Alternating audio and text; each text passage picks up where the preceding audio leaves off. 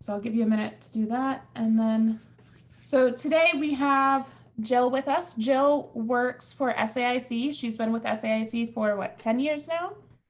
Yep. And she is the regional site manager for Cookeville and also a senior software engineer manager. Uh, Meaning she's in charge of a lot of things, a lot of the projects that happen in the Cookeville office and a lot of the employees there. She graduated with her bachelor's from the University of Iowa in, is it Management Information Systems, and then Western Illinois University for her master's in business with research on agile and software development life cycles. She again works for SAIC. SAIC is primarily working with government contracts to deploy all kinds of systems, including software solutions, enterprise IT, cybersecurity solutions, analytics, and so much more. They do have a building in Cookeville. Apparently, most of them are not actually working in that building right now. Everyone's working from home. So it's a little bit different. You won't see anybody at the building right now. And about 69% of the employees at SAIC hold some form of security clearance for the government contracts that they work on. They also are a big supporter of veterans and other basically ex-government or ex-military type personnel. Did I miss anything important, Jill? No, I think you covered it all. Yep. All right, so if everyone could give us a nice round of applause for Jill. Thank you for being here. Hey. So thank you, Ania and April, and I'm excited. Thanks for asking me to be part of the Diversity and Inclusion series here today. And like Ania said, I work for SAIC. I've been with the company for a little over 10 years, and I do run the Cookeville operation. We are still going ahead with construction. We are in the Regions Bank building downtown, and we are just finishing up the first floor construction. Well, we're just starting the first floor construction, but we will have the basement is finished. We have the second floor finished, the third floor finished. And when first floor is done, hopefully we'll be able to have an open house like we did when we had third floor 4 years ago in June. And then maybe y'all will be able to come over and see our operations and have some food and drink maybe. That's the plan, but you know, we'll see what happens with the world if we get to do that. So again, thank you for having me today, and I hope I don't bore you to death. And if anybody has any questions, just feel free to either put it in the chat, which I probably won't catch, but April's going to try to catch for me, or just take yourself off of mute. Can they take themselves off of mute for questions? Yeah, that's like I on our believe we end. can. Okay, awesome. So, you know, just take yourself off mute. I'm happy to answer any questions at all. So anyways, I'm going to talk to you about resumes and interviewing. If I can get my mouse to work. Here we go. Okay. So this is just a quick agenda. I'm not even going to go over. But okay. So resumes. I just, as a personal note, I probably look at resumes almost every single day. At least for sure every single week. And we are hiring right now. I have job recs out there for entry level, mid-level, and senior level developers. So if you want to see kind of like what our job recs look like, you can go to saic.com careers, and I've got the link at the end as well, and I can put it in the chat too. Just put in Cookeville and look under software and you'll see what our job recs look like. But so when you're putting your resume together, content, obviously, good content is everything. So number one, I'd love to see an objective statement at the top, and not just something super basic like I am graduating with my degree in computer science and I'm looking for a job. I really want something that's more tailored to you. And also, if you go and look at our job recs, you know, looking at what the requirements of the position are, or this is not just specific to SAIC, looking at any position that you're applying for, really go read the job rec and make sure that you tailor your resume to that job rec. So a lot of systems utilize keywords to get through the system to get to a human. At SAIC, we don't actually do that. We actually do have real people that are reviewing the resumes, but like before they come to me, they go through a recruiter. But a lot of bigger companies, so we have 25,000 employees, but a lot of the bigger companies, in order for your resume to even be seen by a person, it has to have keywords that align with the job rec. So when you're reading that job rec, and if this is a super simple, crazy example, but if it says you have to use red folders for XYZ, make sure in your resume under your skills, you say, I know how to use red folders. That's just a silly example, but like if it says that required is like Java or C++ or C#, make sure you have those skill sets listed on your resume somewhere, because otherwise you're never even going to get to a person, and you need to get to a person because that's how you get hired. That's how you get an interview to get you hired. So always use strong action verbs, and April can send these slides out to you as well, or you guys can connect with me on LinkedIn if you want the slide deck. Use strong action words. So starting out your bullet points with strong action verbs like resolved, contributed, you contributed to a team, you supported something, you tested, you developed, you collaborated with a team, you delegated authority, whatever the case may be, but making use of the strong action verbs. Using reverse chronological approach. So order by relevance or impact. So I've seen a lot of, like, I'm going to focus this talk on entry level, obviously, entry level resumes, but I've seen a lot of resumes that are like crazy to me. Like, you guys are just getting ready to graduate. So at the very top of your resume, you should have, your schoolwork at Tennessee Tech. And then if you went to a community school before that, have that listed right under it, and your GPA and whatever up top there. But I've seen people put it at the very bottom. And then I'm like, is this person in school or are they graduating? And then, so just making sure that it's in the right order is important.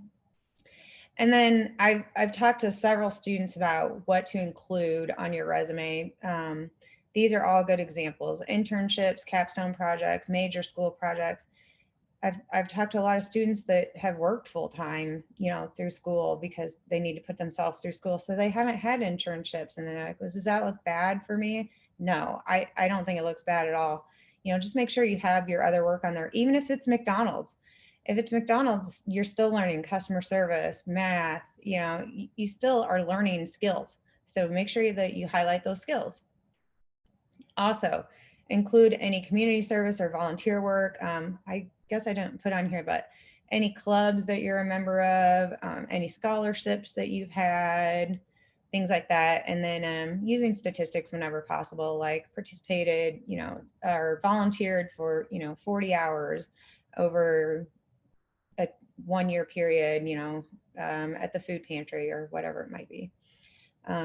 Worked for, participated in Cyber Eagle meetings every week, for 3 years, or whatever you can include. So including statistics. Okay, the bad stuff. Keep your resume simple. Cut all the fluff out. And what do I mean by that? I'm talking about listing out specific coursework. I've seen a lot of, I don't know your specific courses, but like English, history, computer science, this, that, whatever. Okay, everybody has the same curriculum, give or take, a few courses. We don't need to see the course load listed out. We're more interested in what you did specifically, what applies just to you, what makes you different.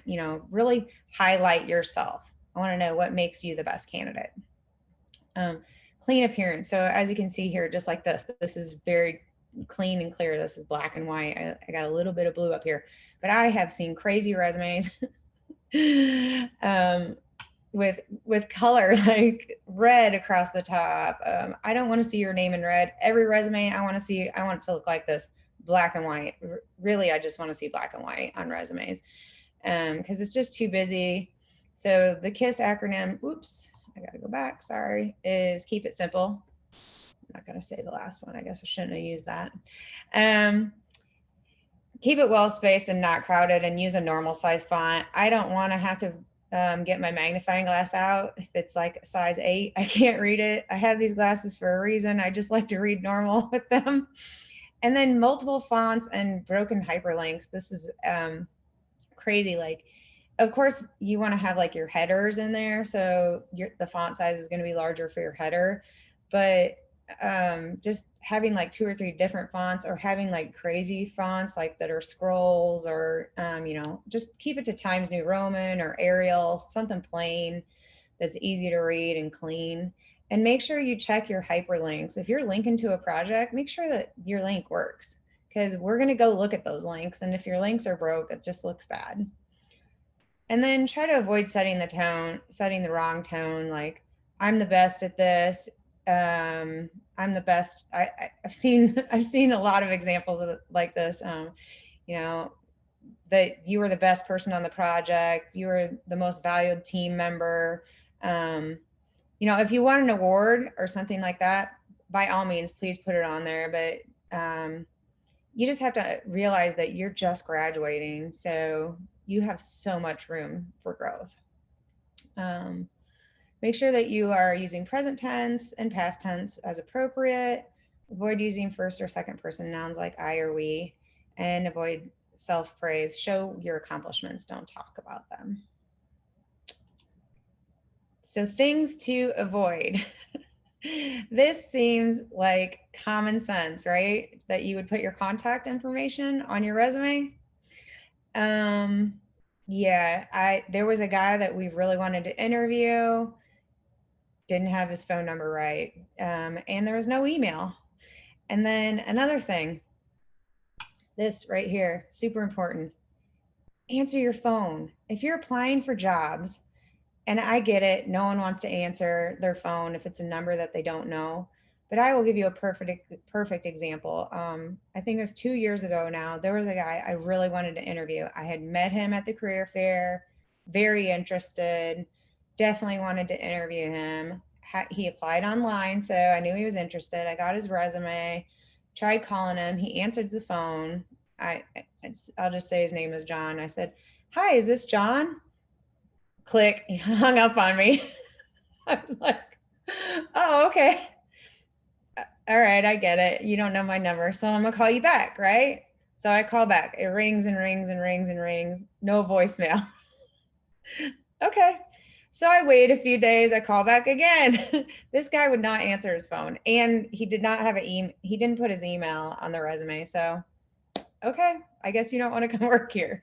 So if you're applying for jobs and your phone is ringing and it's a number you don't know, just answer it. If it's spam or whatever, hang up. But it could be someone trying to schedule an interview with you, and it could be a recruiter. It could be, like, for me, it will be someone my recruiters are out of DC or California, both. It's not going to be a Cookeville number. If you apply at SAIC in Cookeville, the first call you get is not going to be a Cookeville number. Even my phone in my office is not a Cookeville number. Our phone system comes out of Oak Ridge, Tennessee. So our phone numbers are 865 area code. And I moved here from Illinois. So if I call you from my cell phone, it's a 309 area code. So just make sure you answer your phone. If you're trying to get a job, you need to answer your phone. Or make sure that your voicemail is set up, because I would have left a message, "Hey, this is Jill from SAIC. Here's my number. Would like to schedule an interview with you. Please give me a call." No problem. And I've had a lot of people where it just goes straight to voicemail. No problem. I will leave a message, but make sure your voicemail's set up. Spelling and grammar. So, print out your resume. I know nobody wants to print anything anymore, but print your resume out and read it out loud to yourself, because you will catch things like this: manger versus manager. You might catch something like this, where you don't have Cookeville capitalized or Tennessee capitalized. And then, oh, go ahead. Does somebody have a question? Oh, okay. If you have like a huge gap in employment or school, just explain, put a little bullet point in there. Like if it was 2 years, and you took off school to save money and you worked, just put that you were working in there. I mean, it doesn't matter. But if there's 2 years where there's nothing, we're looking at your resume like, well, what were they doing for those 2 years? Just Nothing. So, or, you know, it doesn't, just put whatever in there. Took time off, take care of family. It doesn't matter. Just make sure that you have the time covered. Okay, so here is a really good example of a college or entry level kind of format that I like to see. So this kind of covers most of the stuff that I've already talked about, but make sure your contact information is at the top. You can, I've seen both where you have your present address and your permanent address. So some people will put, you know, if they're in the dorms or whatever, they'll have that for their present address, but they might have their parents' address as their permanent address. Whatever makes you more comfortable, it really doesn't matter. Include your objective statement, like I talked about. What is it that you're looking for? What do you want? Do you want to be a coder all day long? Are you interested in just getting into something in software to see what you like? Or do you already really know what you like? Like, I really like AWS, or I really like .NET, or I like doing front end development, or I like doing back end development, or I, you know, like doing full stack. So putting your interest on there, because we want to know what is relevant to you. What is going to make you happy? And I'll come back to that at the end. Internship goals and interests, again, if you're applying for internships. That being said, we have not had internships. I was talking to Ania about this earlier. We normally have about anywhere from 6 to 9 interns over the summer, and probably about 4 or 6 during the school year. But since we don't have anyone in the office right now, we haven't been doing internships. So that's something I'm looking at, like, what does the future of our internship program look like? Because I really need to get back to having interns in the office, because I like to have the experience of, you know, meeting the students and having you come into the office and see if you're a good fit for the company. It just works out better if we have interns. So we don't have any internships right now, but I'm hoping that we will have some soon, maybe for summer. Okay, so education and certifications include your anticipated graduation date and your GPA. And don't be embarrassed about your GPA either, or if you are, just leave it off. If it's a company that requires a certain GPA, so we actually don't, but I know if you're applying for a lot of the like the FBI or the CIA, you have to have a minimum 3.0. So just make sure that you're reading the job rec, because if you read the job rec and it says you must have a 3.0, they're not kidding. You must have a 3.0. So if you don't have it, don't apply, because they're not going to hire you and you're just wasting your time. So just make sure that you're reading that. This is something that we love, love, love to see. Links to your GitHub and readme.md files. So make sure that you have that on there. Even if it's just your hobby work, anything like it, especially if it's your hobby work. If you're doing stuff outside of coursework, you know, just practicing, say you're doing free code camp stuff, you know, have a GitHub and put links up there so we can go and look and we're like, oh, cool. You know, you're teaching yourself stuff on the side. So again, right here, I go back to relevant coursework. Only include this if you need to fill space on your resume. And please just keep your resume to 1 page, because unless you're somebody that went back to school, you probably don't have a lot of experience. So just keep it to 1 page. Skills with an accurate ranking. Are you an expert in SQL, or do you just have a basic understanding of it? So that's this section over here that I really like to see, the skills and competencies. So adaptability, creativity, these are more of a senior level person, but these are just some examples for you. And then up here you can see, so this is one way you can display it, or this is another way you can display it. And I like both of these, depending on how much room you have on your resume. And you can actually kind of put this over on the right hand side. So if on the left you have all your pertinent information, you can just kind of put a table in over on the right. But you can see here, proficient in these languages, competent in these, knowledgeable of these. And I don't need to see you put on there Microsoft Word, Excel, PowerPoint.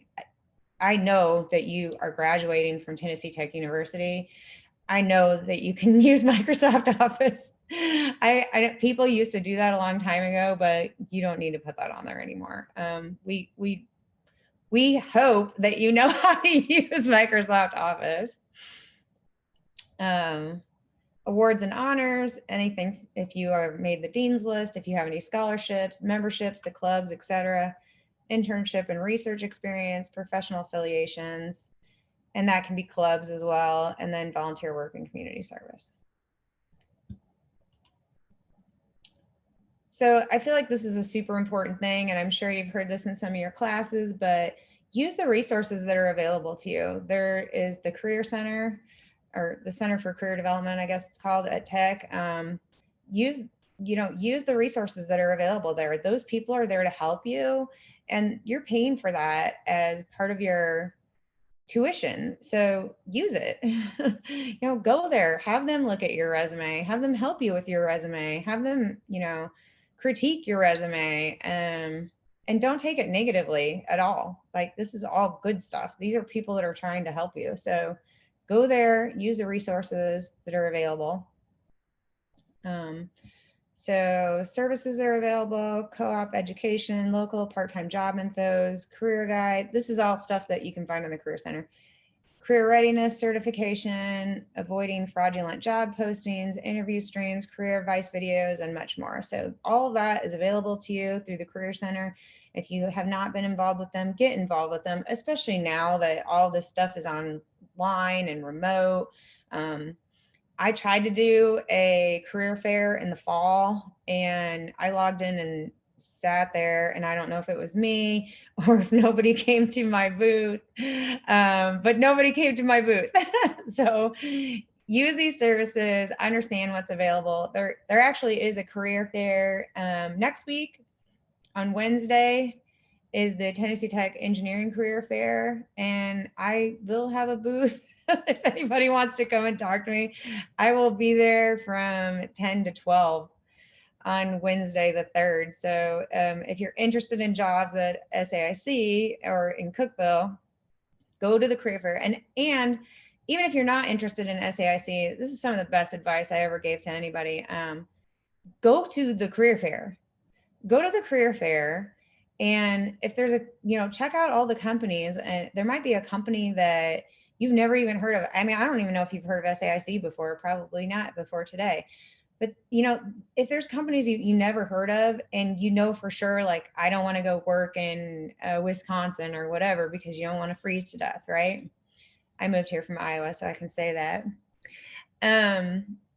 You know what? Go to those booths at the career fair and interview. You know why? Because you won't be nervous. It's going to take the nerves away from you, because you don't want to work there, right? But it's good practice. So you're getting practice, and the more practice you get, the better you'll be, the less nervous you will be, and the better you will interview for the job that you really want. So, and even practice interviewing with your friends. Go to Google, use all the resources that are available to you. Look up, different types of jobs and interview questions, and quiz your friends so that you're not nervous. This is weird because usually I am interacting with people. Okay, so also here, I'm kind of reiterating this. Sorry, I went on a rant there. That's kind of what I do too. So career fairs, attend every career fair you can. Look for career fairs. And like I actually just said this, I forgot that I added this slide, but if you aren't interested in working there, get an interview, because you're not going to be nervous. And then you're going to know, you're going to have some questions in your head. You're not going to be nervous. You're going to feel good. You're going to feel confident. And then dress like a professional. Why? Because it makes you feel confident. Get up, get showered, fix your hair. Don't show up in sweats. Don't show up with clothes with holes in them. Don't show up in shorts. You can have jeans and a nice shirt, and you don't have to spend a lot of money. You can go to Goodwill and get a collared shirt for $2. Just throw it in the wash. We're not expecting you to show up in a suit. I know a lot of people have the funds to be able to do that, but we don't expect that. So I already went on that rant. So, okay. So the resume section conclusion. Why the good, the bad, and the ugly? Well, because what I just explained to you, you know, keeping your resume clean cut, looking good, simple, without errors, without spelling and grammar errors. Have somebody look it over, print it out. I know nobody wants to print anything out. Print it out anyways. I personally, even still to this day, and I've been out of school for, you know, 20 years. If I have something important that I want to say, like to my boss, I will send the email to one of my leads and say, hey, can you proofread this for me? Because I might have written it with a little bit of emotion or something like that. So, you know, have somebody review your work. I mean, this is your first shot, right? Make yourself look amazing. We want to see how amazing you are. So research your industry, you know, utilize social media to follow companies that you're interested in working for, engage with them if you can. I will tell you, get on LinkedIn. If you don't have a LinkedIn, get one, set up your LinkedIn.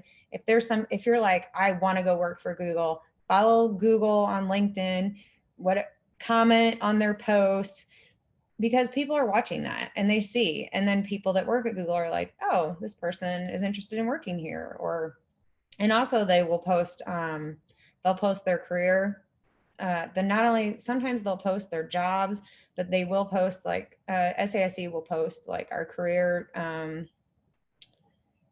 fairs that we have, because we've been doing virtual career fairs now, like on our own. So they'll have those out there. And then that's an awesome time because not a lot of people are attending them. So it's an awesome time for you to go there and ask questions and not be nervous. And plus you're on Zoom. So, you know, just throw on a nice shirt. You can have your pajamas on down below. I don't today, but I do some days. So tailor your resume to every job that you apply for. I know that seems crazy, but you know, read the job recs. Is it something that you even want? You know, don't waste your time. Just don't randomly spam tons of places if you really don't want to work there. And then this is the best advice. Use your network, use the career center, attend career fairs, attend local job fairs. And I could add in here, you know, attend virtual job fairs now because we have that, and have your peers read your resume, print it out. I know I'm preaching. I sound like I'm preaching. So interview tips and questions. Okay, so be able to explain the projects in detail and what you completed if it was teamwork. So perfect example of this is I will have people put their capstone project on there. And so, you know, a follow-up question to that is, for me is going to be, okay, so what part of the project did you work on? And they might say, oh, well, I, you know, coded the front end or whatever. Okay, so can you tell me about it? And a lot of times it's a lot of fumbling around. So make sure whatever you're talking about, you know it. I mean, don't lie. I hate to say the word lie because I don't feel like it's that the person is lying. I feel like it's that they're trying to get the point across, but don't really have a good, you know, way to express it. So just make sure that when you have your project listed on there, that you can really talk to it and what part you can talk to. So you might want to put a few bullet points on there of the part that you actually did, because I know that usually someone takes the lead and someone takes the back end, you know, so make sure you put down there what part you worked on. Again, like have your GitHub repository and put projects that you've done on your own or outside of the classroom. Tell me something that's not on your resume, like hobby, work, activities, whatever, something about you that makes you you. How would you explain a technical idea to a non-technical audience? We ask this to everyone because just because you understand what you're talking about, how can you explain it to somebody that doesn't understand? Because in the business world, in the real world, not everyone is a software engineer like you guys, right? Not everyone is a computer science student. So we want to know, how can you explain something technical to a non-technical audience, which is most of the people that you would be working with besides your coworkers. How do you teach yourself a new skill? This is super important, and we will always ask this because we want to know, you know, one of the things about IT and this world is that it's constantly changing. I'm sure that all of you, from the time that you started school to now, things have things have definitely changed, right? Things have definitely changed last year. But even, with technology, like maybe you started out not knowing Python and now you know Python. Maybe, I mean, when I was programming, I wrote in Pascal. You've probably never even heard of that. Yesterday, one of the projects we're working on right now uses Silverlight, and none of the people on our project team, except for me and Jay Watson, who some of you probably know, we were the only ones that even knew what Silverlight was because no one uses it anymore. So, we want to know how you teach yourself a new skill, and it can just be Google or whatever, but how do you go about it? You watch YouTube videos, you go to Google, you go to, I can't think of that site, Stack Overflow, whatever you're using. What is the software development lifecycle? No, you don't have to say it's do exactly, but yes, we do want to know that you understand it. What is the most important thing that you look for when reviewing other team members' code? And here we're looking for things that are consistent. So you're looking for comments to make sure that the code is commented correctly so that you can understand it. You're looking for standards, making sure that they're following the standards and naming conventions, things like that. What is it that you're looking for? Obviously, you want to make sure it compiles. After technical, the number one thing that we are looking for is personality. And so we want to see, and I will tell you, especially being right out of school, coming out with your bachelor's, for us and for me personally, I am looking to see if you're going to fit in with the team. So I'm trying to understand what your personality is, and very quickly too. So if you're not being yourself or you're not being real, that's going to come across really fast as well. But we want to know that you're going to enjoy working for us and that you're going to be a good fit with our company. So, unless you're like some stellar developer and you've done all this extra work outside of school and, have all these projects, like I said earlier, you basically have the same curriculum. And, even if you have super high GPA or a super low GPA, I don't feel like that tells the whole story. Because some people just aren't good at tests. Some people just aren't great at school. It's harder for them.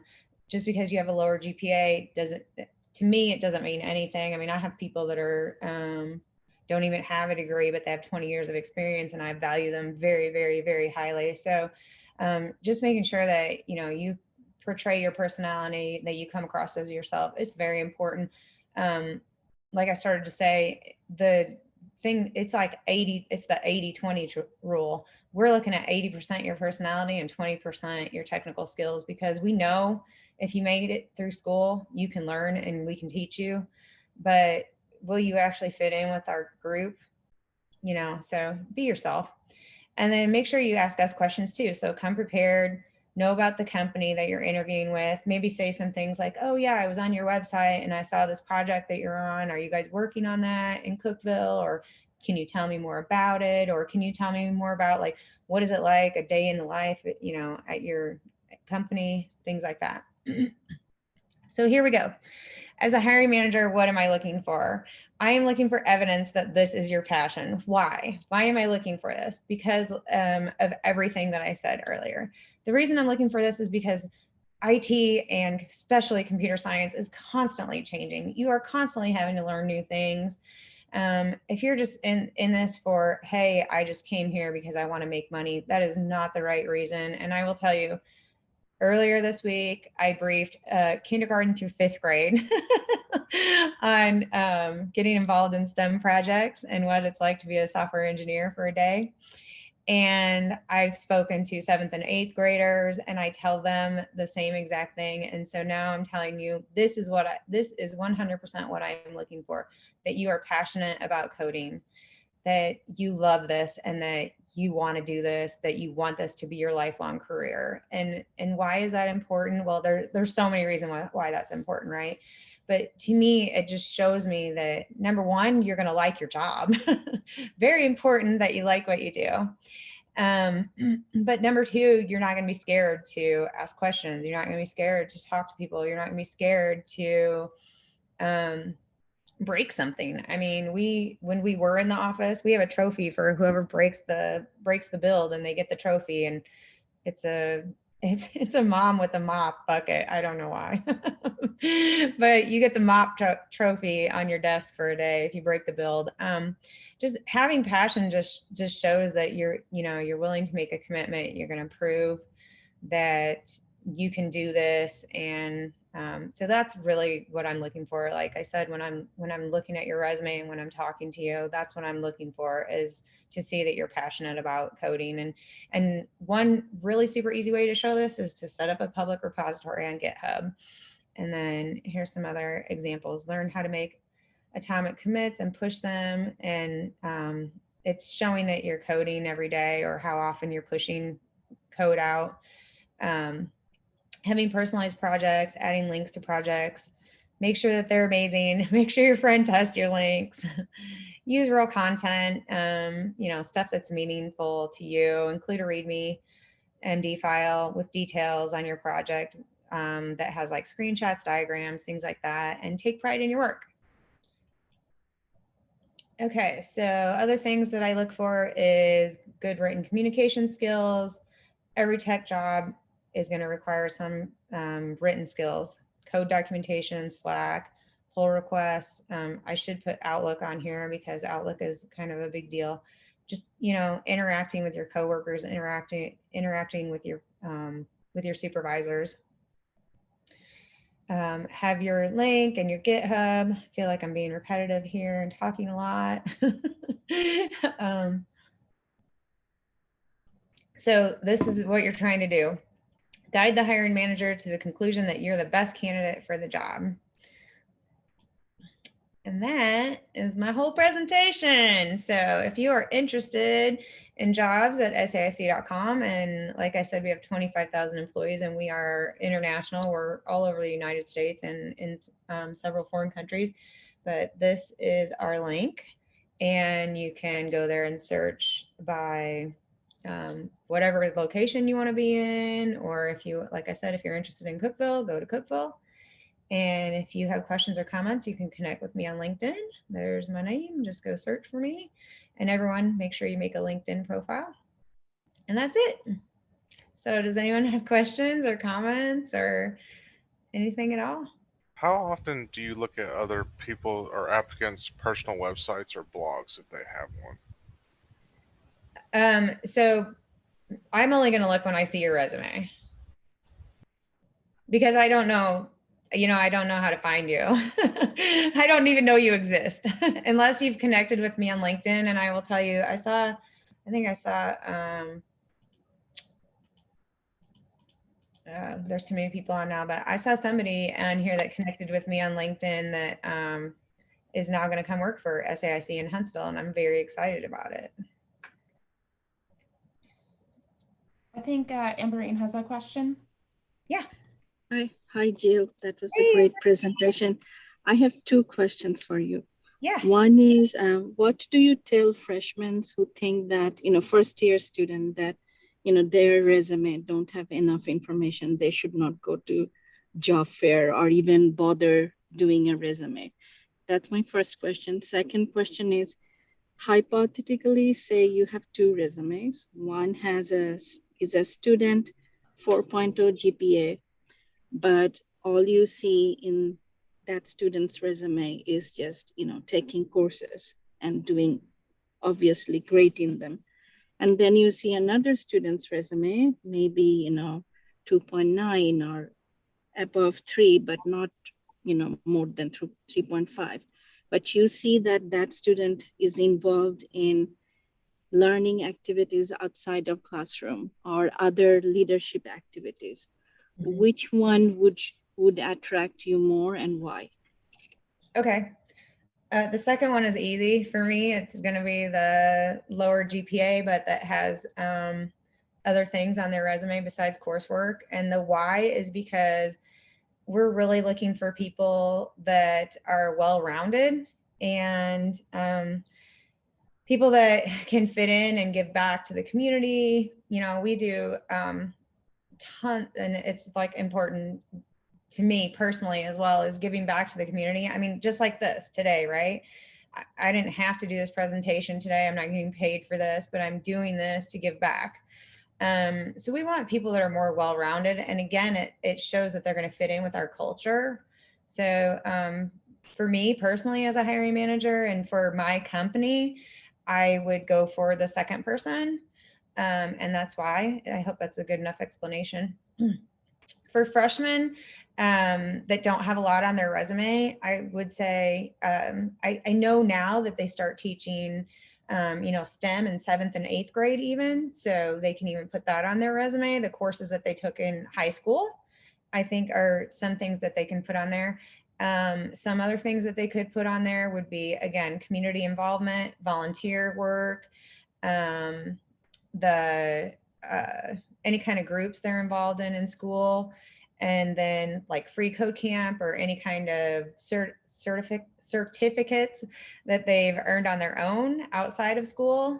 Those are all awesome things. And I know that there's tons of other programs besides free code camp out there that students are taking, you know, when they're in 7th, 8th grade even. So any of that stuff, I would tell them, go ahead and put that on there.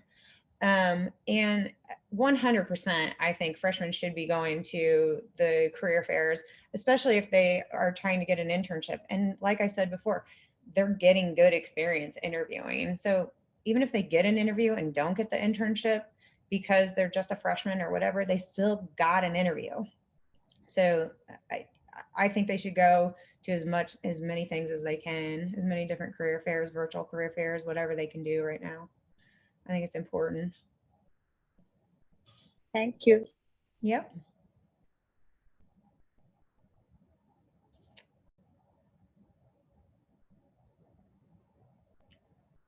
And Dr. Ganad says he's told lots of students about having a personal GitHub repo portfolio. Yep, that's super important. Thank you for that, Dr. Ganad. We appreciate that. Jonathan has a question. Yeah, so I've noticed on your SAIC listings, especially for your IT and cyber positions, you really want to have some sort of certification. Like I saw A+, I saw not A+, sorry, Security or Network Plus and CCNA. What is your advice to people who've never looked into or taken a certification test before? Where's a good place to start, and how do we practice for it? Okay. Yeah, so most of those things aren't required, or they shouldn't be required, especially for entry level. And if you're looking at the cyber, so the things that you just read off should be for the networking role positions. So where you would want to start with is like an A+, and that's just CompTIA, and you can go out and get the A+ network guidelines to follow for how to take the exam. So I haven't looked at this in a long time, so don't quote me on this, but you used to just be able to go to Amazon and, you know, put in A+ and buy a book. I know no one wants to buy a book, but a book, there are lots of books out there that are probably the best way to learn and to study and pass them. The thing that I know the most about is Security Plus, because all of the software engineers, if they're working on government contract, have to have Security Plus. So what we have done is, and what you can do as well, is you can take a boot camp. You could take a boot camp course if you want, but that's going to be expensive. But you can just buy the book and study it. And I know that, I think Amberine can talk to this more. Several of the people that work for me that took the Security Plus said that they basically knew most of it from the cyber courses. So I think the security, so it goes A+, Network Plus, Security Plus, but I feel like probably with your background, and if you're like more in a junior or senior level, you could probably either just get the book or get some practice exams online and probably take the Security Plus exam yourself. But if you wait until you're with a company, like if you come work for us, excuse me, we will pay for you to take the exam. So if you just want to start preparing for it and then say, I'm ready to take the exam, but I just haven't taken it yet, we'll pay for the cost, because it can be very expensive. I think Security Plus is $400 right now.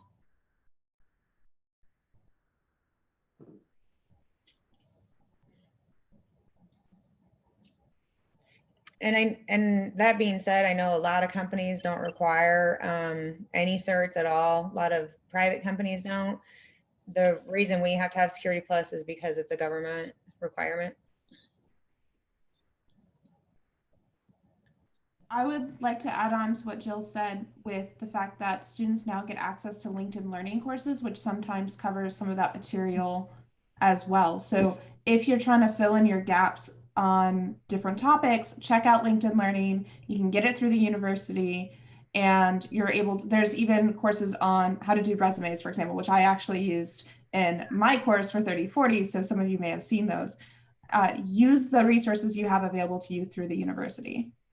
Yeah, and I guess another good place too for cheap learning is Udemy. So there's tons of courses on Udemy, and don't ever pay full price. Just sign up on Udemy, and once you have an account, they'll spam your email, and they'll have a $9.99 sale or a $12.99 or $13.99, and you can get any course you want. And just there's some really good courses on there. I will say the same thing. I didn't say this about the books earlier, but the same thing with the books.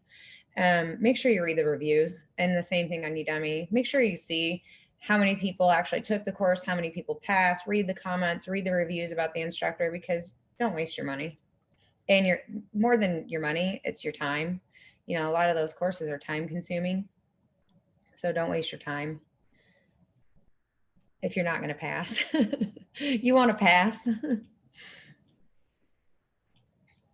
think Amberine has her hand up, and then Jerry has his hand up as well. So Amberine, do you want to go first? Yes, thank you. So suppose I am a student. I came to college. I didn't realize, importance of education, and for whatever reason, I goofed up. My first 2 years were very bad, and my grades were bad. Now I 200% realize my mistake, and I'm trying to amend everything, and I'm working very, very hard. It's very hard to all of a sudden. What advice would you give me? How do I convince people like you that I learned my lesson, and I'm really invested in myself, and I'm willing to do 200%?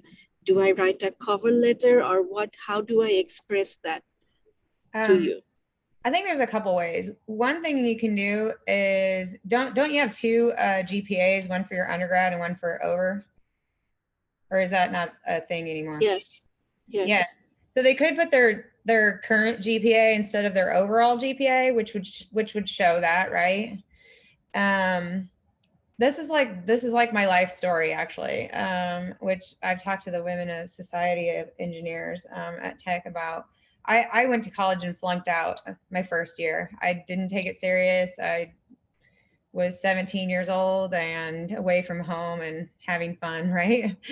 And then a couple of years later, I was like, that was really stupid. I should have probably not done that. So I went back to school. A couple of things I did.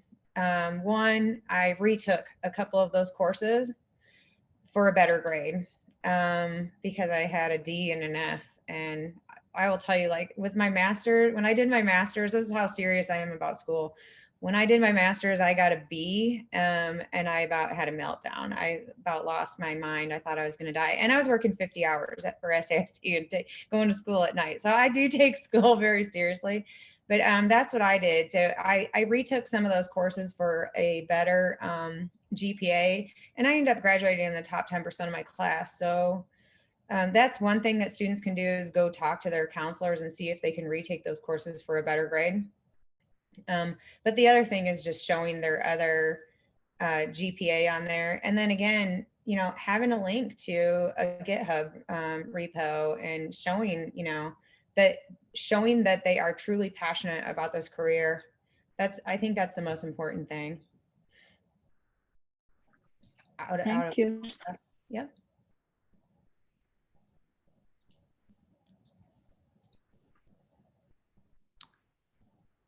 Hello, Hey, how are you doing? good. How are you? It's been a while. Yeah, I know. So I think one of the things that's valuable about talking with you, Jill, on this particular subject, obviously we talk about a lot of things, but on this particular subject is that I love hearing about the things that people shouldn't do. Like you talk a lot about in this talk. I think you gave a lot of suggestions of here's some things that you should do. And I think a few kind of like, here's what you shouldn't do, but I'm really interested in more of those stories. Like, what was your worst interview experience that, where, if you got another student to come or another interviewee to come in and they did that exact thing, you could be just like, stop, go away. And like I remember that because I remember you telling me about that applicant where you couldn't get in contact with them, like you tried, and it's like I think you were even asking people, it's like, do you know this person? Yeah. Is this person real? Yeah. But anyway, I was wondering if there were other like, give us your top 2 or 3 don't do these things. Because I think that they're kind of fascinating, and especially if someone's listening to this and saying, I was going to do that on my, wait, I shouldn't do that. Yeah. So with just the resumes, some big turnoffs for me are the crazy fonts and the colors and just like the mayhem. Like, oh, I mean, you're not applying for a job as an artist. It's just hurts your eyes. You don't want to see all that craziness. You would never write a paper that way for school or anything. So, like I said, just black and white, keeping it really clean cut. Crazy stories. I've had so many crazy stories. The worst, honestly, is not being able to get a hold of somebody. I mean, that is seriously so annoying. If you are applying for a job, like I was stressing earlier, you have to answer your phone. We can't, not everything is done by email. And honestly, like, usually we have your TTU email, and a lot of people don't even check that every day. I mean, maybe they are more now because more things are virtual, but just trying to get a hold of people can be really difficult sometimes. And then like that guy that hung up on me, hi, is this John? Click. Okay. I know it was. And then he wouldn't answer my phone call. So, because of course I'm still calling from the same number and not having any voicemail set up.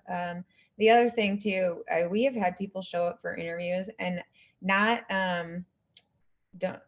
tech students, Dr. Ganad, but senior level developers. I've had show up in a tank top and a pair of shorts for an interview. And they, are trying to get $100,000 a year.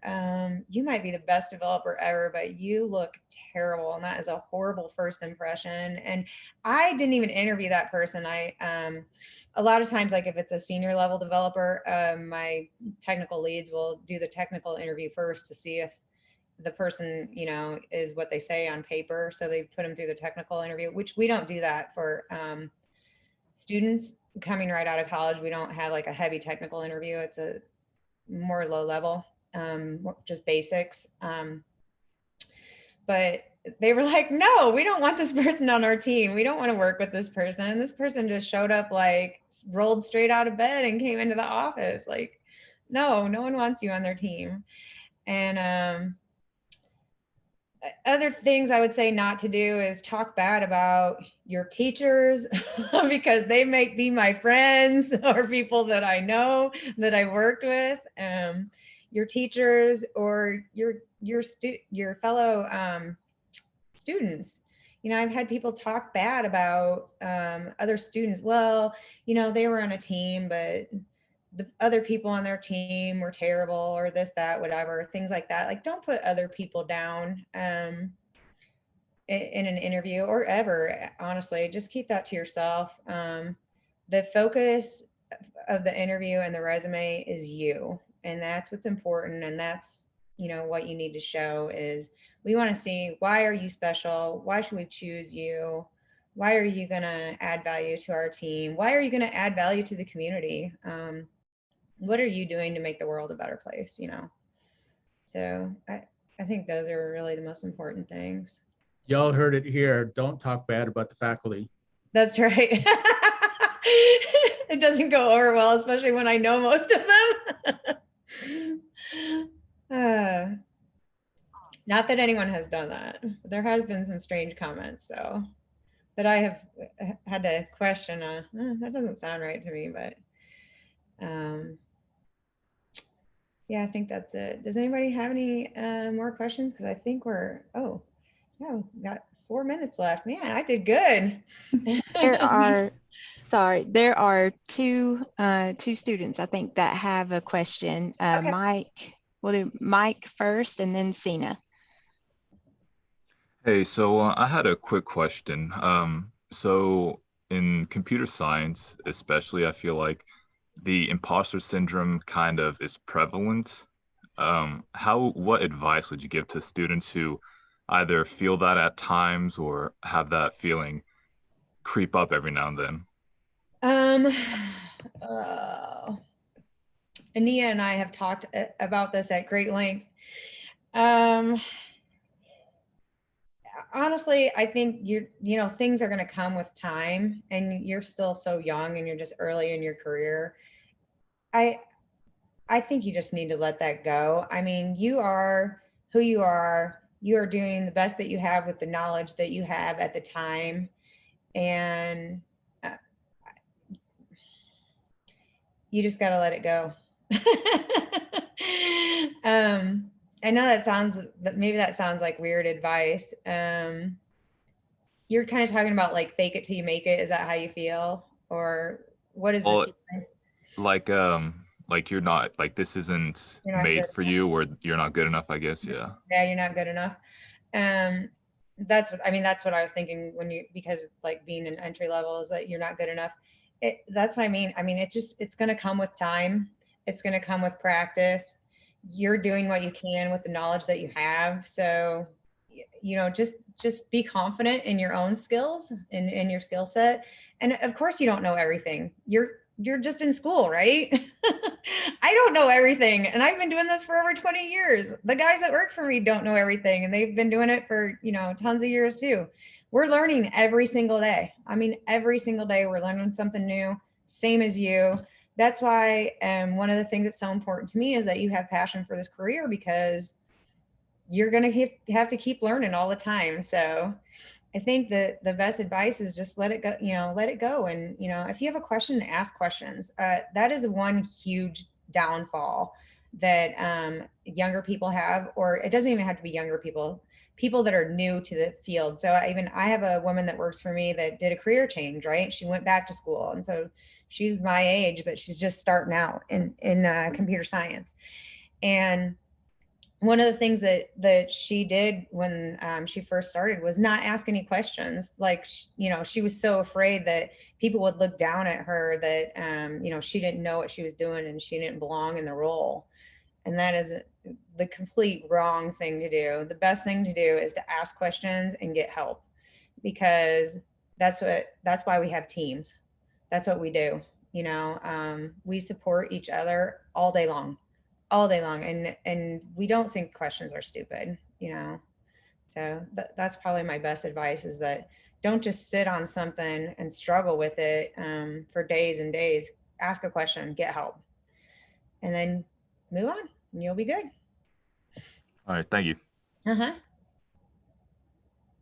Sina?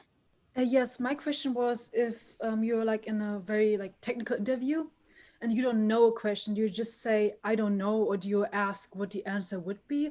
Or how do you handle if you really don't know an answer to a technical, question? This is a really good question. Actually, I'm glad that you brought it up, because it does happen a lot. And yeah, the best thing is to say, yeah, I'm not really sure. I don't think I have never heard of that. If we ask you about a technology that you don't know and you haven't worked with it, don't try to make up some story. Oh, I think I read something about that, or just say that you don't know, because we don't look at you we're not like, oh, they don't know that. They're, they don't belong here. That we do not think that at all.